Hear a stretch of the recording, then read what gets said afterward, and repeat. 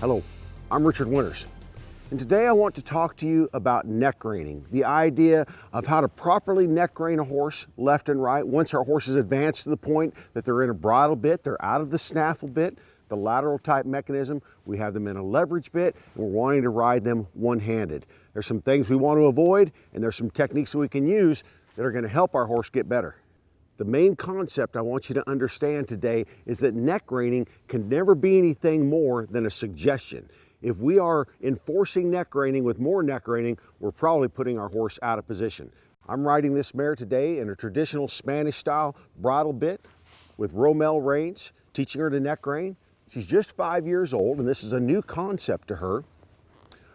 But what I want us to avoid as we're teaching her to neck rein is never reinforcing it with heavier neck rein. And that's what everybody does in those B westerns that you watched as a kid. They would rein their horse over to the left, but they'd pull him so hard, the horse would go to the left, but he's looking to the right, just pushing that horse over that way. That's why our neck reining can only be a suggestion. If you try to enforce it, you're going to tip that horse off in the wrong direction. Now, the best way to keep this straight is just think about your horse's eye. If your horse is going off to the right, you should be able to see your horse's right eye. If your horse is going off to the left, you should be able to see your horse's left eye. If you can see the opposite eye from the direction you're going, then your horse is counterbent, and that's not going to work. But this horse, and maybe your horse, is green in the bridle, so how can we get them looking that way? It's counterintuitive for them to go that way when they feel this rein up here. When I'm introducing neck reining to my horse, rather than hold my hand all the way around the two reins, I will split these reins in my fingers. That allows me to communicate a little bit individually with my left rein or my right rein. And so if I'm trying to help this horse go around to the left, with my reins split, I can twist my wrist a little bit and get that left rein just a little bit tighter to help this horse to understand how to come to the left. And coming back to the right, I can do the same thing. And we have a technique where we call slipping a rein.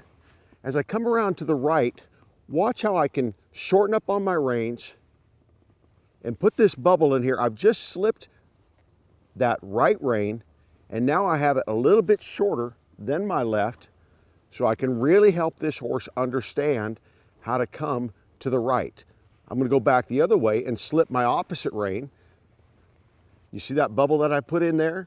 My left rein now is a little bit shorter. Because her being this green in the bridle, she needs that help. One more time back the other way. And I let that rein slip and allow her to figure out how to go to the right.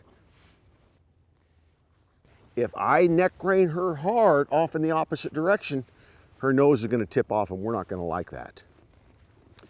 Now here's another little technique that's helpful for these horses to learn the idea of following that neck rein.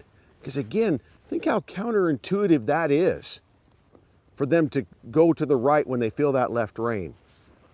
So I will pick up on my horse and ask her to go right, and then just immediately reach down with that right rein. Neck rein, get that nose. Neck rein, get that nose. Neck rein, get that nose. And I'll do a lot of these, and we just do them very slow, just at the walk. I'll come around here to the left. Neck rein, get that nose. Neck rein, get that nose. So that when she feels that, she knows, hey, I need to go that way or I'm going to get bumped. Now you don't want to jerk that rein or be too harsh and abrupt. It's just lifting the slack out and say, hey, come that way. Neck rein, get that nose.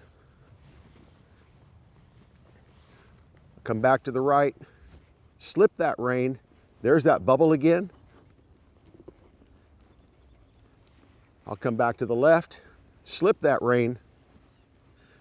And so my hand never needs to leave way off to the left or way off to the right. I still stay right up here in the middle of my horse. Now, when we show the reined cow horses, the rules explicitly say that I have to have my hand all the way around. I'm not allowed to split my reins like this. But during these early stages, while I'm at home and in training, this can be very helpful. And whether you're riding with Rommel reins or you have split reins, you can do the exact same thing, allowing your wrist to turn, allowing your fingers to help you. Even as I come to the left, I grab my pinky finger right there on that left rein and help her find her way to the left, slip that right rein, come around to the right. So it's all about rein management.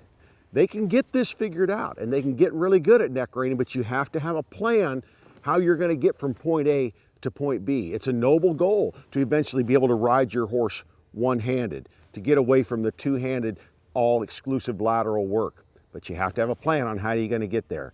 So I hope these few tips will help you a little bit. I'm Richard Winters. Thanks for watching.